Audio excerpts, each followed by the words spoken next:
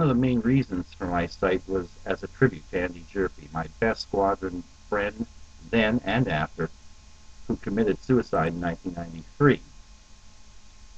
For me, it was a way to reconnect with him, and it was pleasing to hear from his family over the years, and very recently from one of his sons, who was an infant back then, and now wanted to know what his old man was really like. Other things occurred during the website years that are memorable. I hadn't met Paul Lamar during our service time, but he shared photos and conversations, and he was able to reconnect with Diane Miller, an old flame from those days on the base. It was like a fairy tale that they reconnected so many years later and then got married.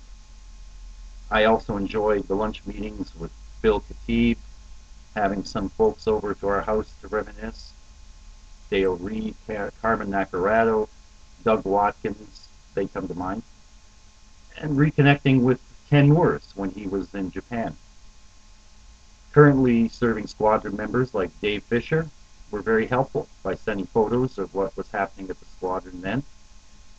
It was gratifying that 400 Squadron, supported by unofficial site, never criticized the content, and was only too happy that I was only too happy to plug upcoming reunions. And finally, I did enjoy writing my squadron memoirs, the On Guard series of stories. I had started writing the last segment, 1982 and beyond, but ran out of steam. Perhaps one day I'll finish it off, and it may have a home online along with the other episodes. Bill has said that he'd like to give him a home at the Prop Wash blog. I'm sure some folks didn't like my portrayal of them, even though I changed the names to protect the guilty. I did have one person object to what I wrote and had to modify their story. Either my slant was too embarrassing or my memory far too accurate. Anyway, it was curious to have feedback from some people who'd say, "You got this person's name wrong. It was actually yada yada."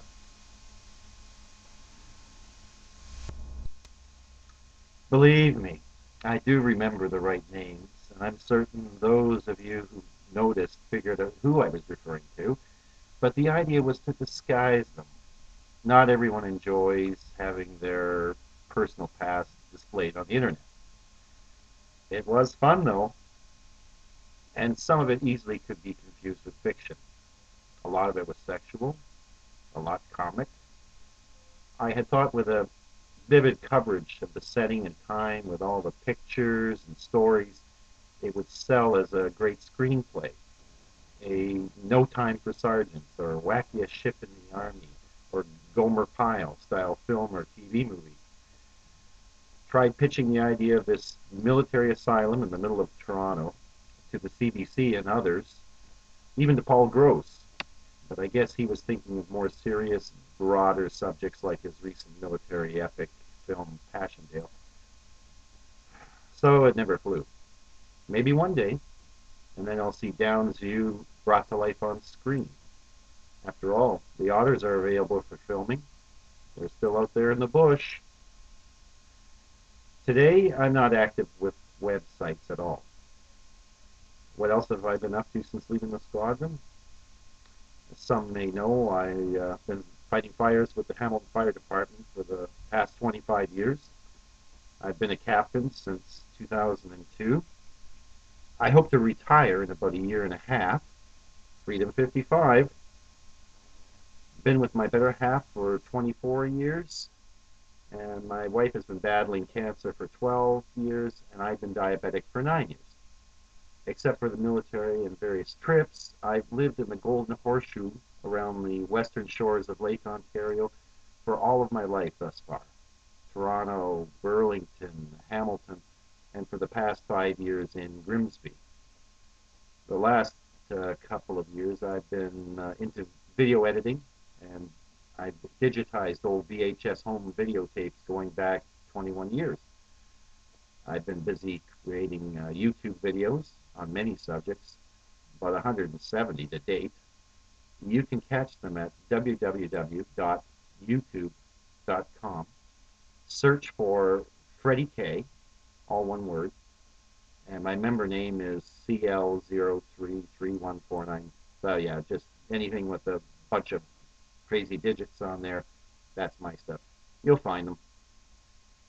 Some are also posted at my blog, http colon slash slash Freddie K's blogoff dot blogspot.com. I used to do acting in the 1970s. I made a return a couple years back, ironically playing an Australian firefighter in a disaster TV show dealing with a famous Aussie train wreck. I was into old Mustangs during the reserve days, having a 1966 convertible for 10 years. Well, that carried on, and I had a 69 Mustang for many years, a convertible, that we picked up in Florida and returned there with it a few times. Had a 1985 SVO Mustang with its turbocharged, intercooled, injected four-cylinder whose power and handling would beat a 5-liter V8. Sweet ride, but not in the snow. Inherited my cousin's 1966 Plymouth 318 with bent push rods. Repaired the engine. I had it for a year. What a tank. But the best was the decade that we had our two-seater handmade British sports car, a 1966 Morgan 4.4. Rare, unique, its wood frame and open cockpit was immense fun to drive and built for winding roads. But car club politics and doing websites for that hobby kind of burnt us out. I don't even have a garage these days. I like boats, but not in this climate. Would rather boat in the Caribbean or the South Pacific. I've been fascinated with seeing Bora Bora.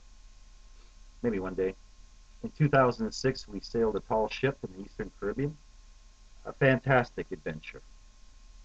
And a great way to see islands like St. Lucia, Grenada, Bequia, and others in the Grenadines. Other recent adventures include my first skydive,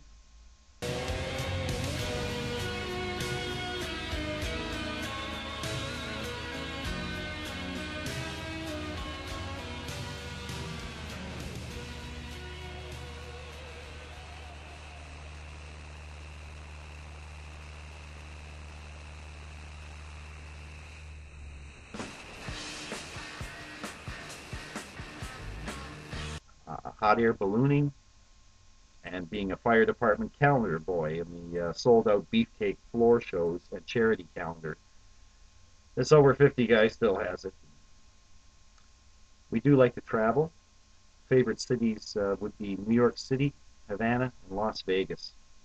Been going to Vegas sometimes 2 or 3 times a year since 2003.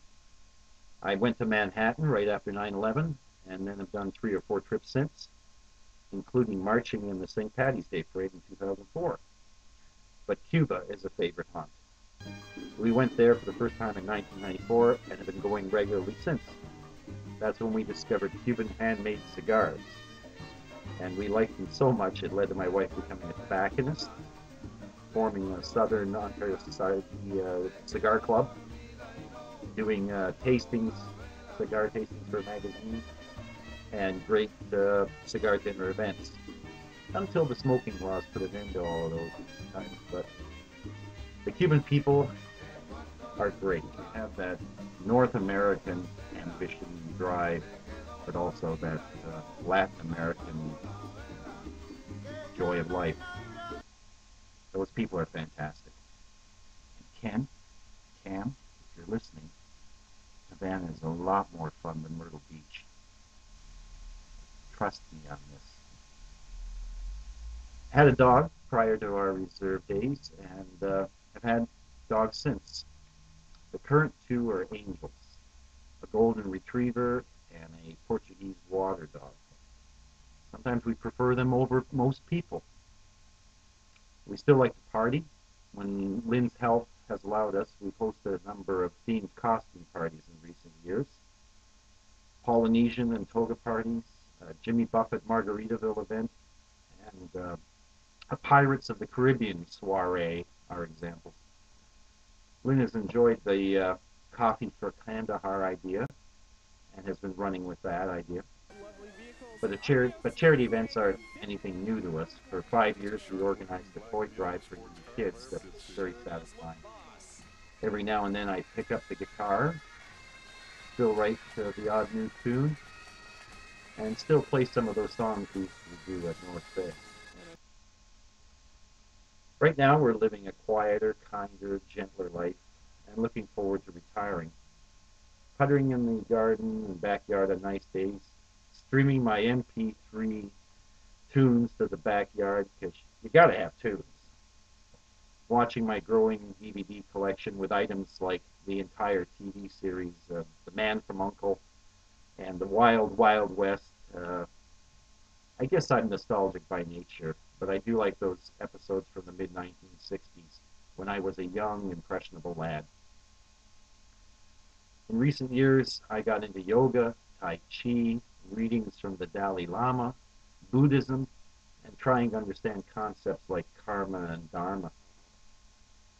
I'm at a point now where I want to minimize stress, and rather than accumulate toys like cars, boats, cottages, etc., I'm more interested in peace of mind. I experienced a couple of minor miracles a while back, and that leads me to believe that the world isn't random. And every now and then, we get just a brief moment of insight into the workings of the universe. I'm also learning about detachment because everything is temporary. Also, the past is history, the future is a mystery, and now is all there really is. And now, 'twas the night of the king's castration. The big ball was coming off. All the viscounts, discounts, and no counts were there. What ho! Cried the king. Asshole! Cried the knave. Etc., etc., etc. It's been too long. I can't remember the rest.